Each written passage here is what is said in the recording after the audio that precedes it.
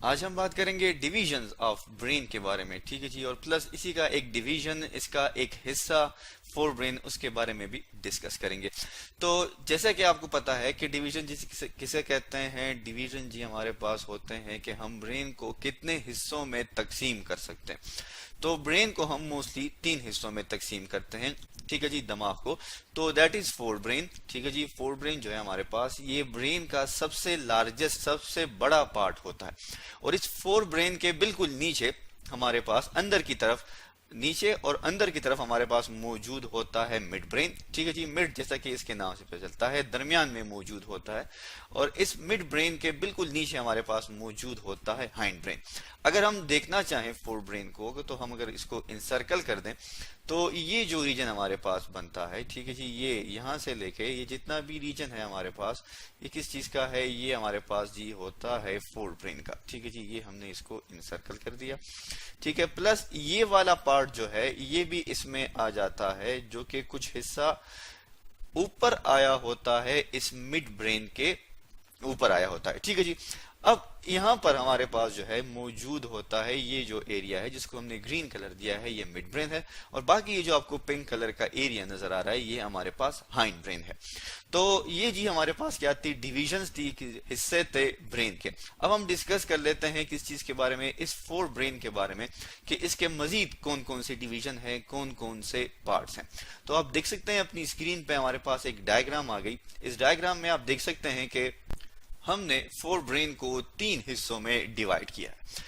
तो इसका जो सबसे ऊपर का हिस्सा आप देख सकते हैं, ये जो रीजन है हमारे पास, ठीक है जी, ये अगर हम इसको व्हाइट कलर से करें तो ज्यादा, ये जो रीजन है हमारे पास, ये जितना भी आपको नजर आ रहा है, ये वाला यहां तक, ये सारा, ये हमारे पास जी क्या कहलाता है, that is known as cerebrum, ठीक है जी। इसको हम क्या कहते हैं, सेरेब्रम कहते हैं। सेरेब्रम के नीचे जी हमारे पास इसका एक दूसरा हिस्सा मौजूद है, जो कि ये वाला है, जो कि क्या होता है, जो कि मिड ब्रेन के ऊपर आया होता है, और इसको हम कहते हैं थैलेमस। और थैलेमस के बिल्कुल नीचे यहां पर हमारे पास एक स्ट्रक्चर मौजूद होता है, जिसे हम कहते हैं हाइपोथैलेमस। तो हम बारी बारी डिस्कस करते हैं कि इन थैलेमस जो है हमारे पास, सेरेब्रम जो है, हाइपोथैलेमस जो है, इनके क्या फंक्शन है। तो सबसे पहले हम बात कर लेते हैं थैलेमस की। थैलेमस जो है हमारे पास, ये कहां पर मौजूद होता है, ये जी हमारे पास मौजूद होता है बिलो द सेरेब्रम। सेरेब्रम जो है इसके बिल्कुल नीचे हमारे पास क्या मौजूद है, थैलेमस मौजूद है। और थैलेमस के बारे में हम ये कहते हैं कि ये हमारे पास रिले सेंटर होता है, ठीक है जी। रिले सेंटर का मतलब क्या है, रिले सेंटर का मतलब ये है कि ये जी हमारे पास रिसीव करता है किस चीज को, इंफॉर्मेशन को, कि बॉडी में या बॉडी में से जितनी भी इंफॉर्मेशन आती है, सबसे पहले इस थैलेमस के पास आती है, और ये फिर इसे मॉडिफाई करके आगे ब्रेन के किसी भी हिस्से में भेज देता है, जो कि फिर उसको खत्म करते हैं, उस प्रोसेस को कंप्लीट करने में हेल्प करते हैं। इसके अलावा अगर हम इसके फंक्शन की बात करें, तो थैलेमस को एक जो फंक्शन है, मेन दो फंक्शन है। एक ये है कि ये डिटेक्ट करता है किस चीज को, पेन को, ठीक है जी, दर्द की शिद्दत को क्या करता है, ये डिटेक्ट करता है। और इसके अलावा ये हमारी बॉडी में कंट्रोल करता है कॉन्शियसनेस को, ठीक है जी। कॉन्शियसनेस का मतलब क्या है कि हम किस वक्त जागे होते हैं, किस वक्त हम सोते हैं। तो ये इस तरह की जो एक्टिविटीज हैं, उनको ये थैलेमस कंट्रोल करता है। इसके बाद अब हम आ जाते हैं किस चीज पे, हाइपोथैलेमस पे। आप देख सकते हैं ये जो रीजन था हमारे पास, जिसको ये हमने कलर भी कर दिया है, ये क्या है जी, हमारे पास हाइपोथैलेमस है। अब हाइपो किसे कहते हैं, बिलो को। तो ये जी हमारे पास कहां पे मौजूद है, ये जी हमारे पास मौजूद है बिलो द थैलेमस, थैलेमस के बिल्कुल नीचे मौजूद है।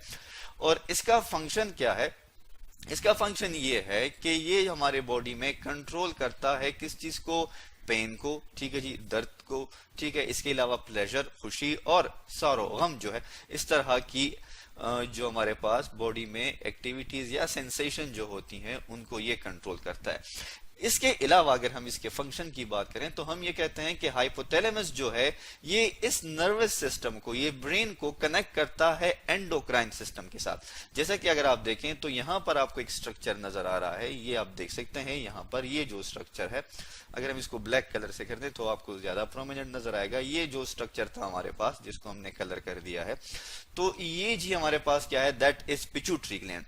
सो ये पिट्यूटरी ग्लैंड को क्या करता है, उसकी सिक्रीशन को भी कंट्रोल करता है। तो हम इसको लेबल भी कर लेते हैं, ठीक है जी। ये हमारे पास क्या है, दैट इज पिट्यूटरी ग्लैंड, ठीक है जी।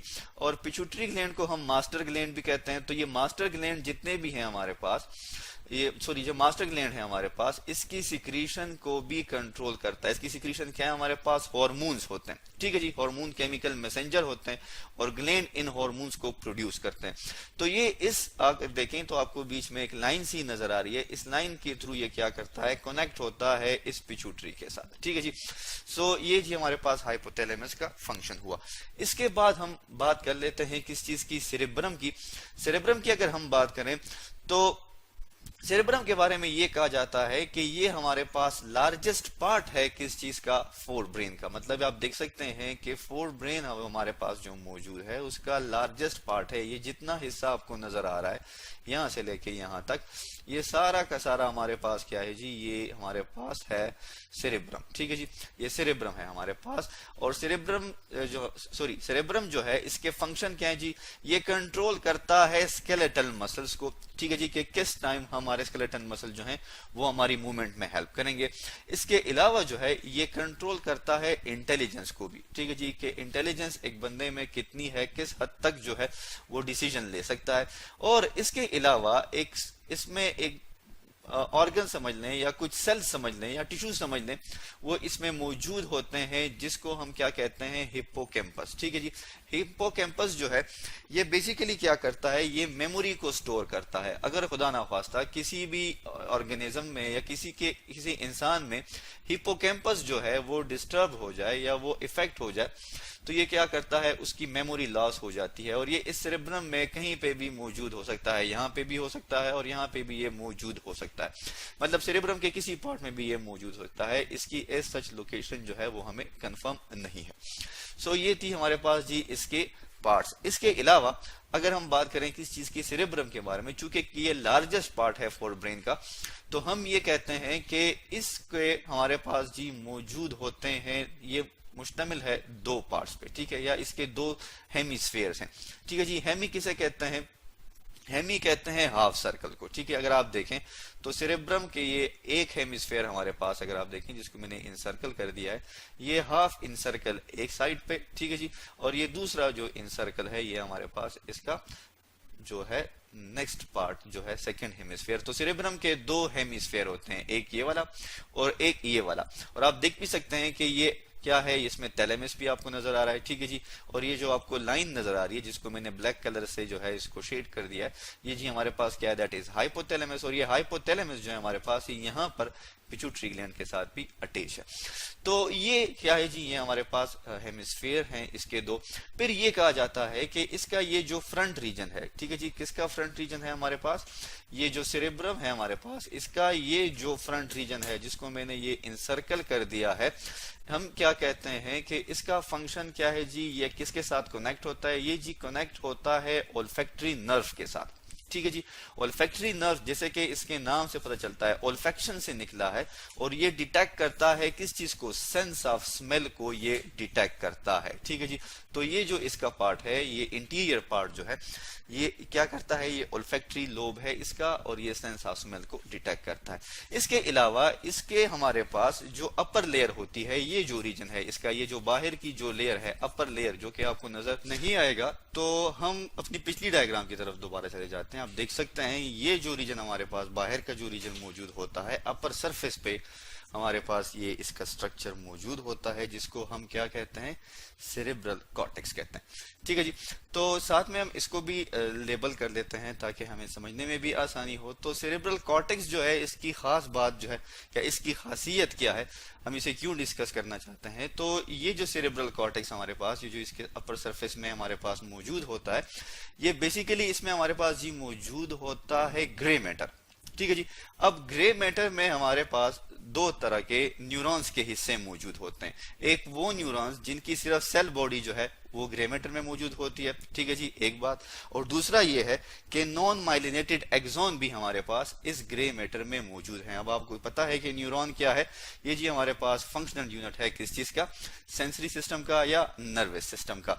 इसके बाद हम इस फ्रंट जो कि हमारे पास क्या है, जो कि सेरेब्रल है हमारे पास, इसको हम अगेन चूंकि लार्जेस्ट पार्ट है तो इसको हम डिवाइड कर लेते हैं कुछ लोब्स में, कुछ हिस्सों में।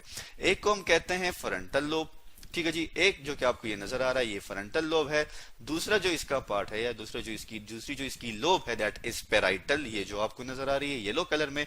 और थर्ड जो है हमारे पास दैट इज ओसिपिटल, ये जो आपको पार्ट नजर आया दैट इज ओसिपिटल। और टेम्पोरल लोब ये जी सबसे नीचे होती है दैट इज टेम्पोरल। हम इंशाल्लाह अपनी नेक्स्ट वीडियो में डिस्कस करेंगे कि frontal lobe, parietal lobe, occipital lobe और टेम्पोरल लोब के क्या क्या फंक्शन है। तो आज हमने पढ़ा डिवीजन ऑफ ब्रेन के बारे में, प्लस ब्रेन का एक डिवीजन जो कि फोर ब्रेन है उसके बारे में डिस्कस किया।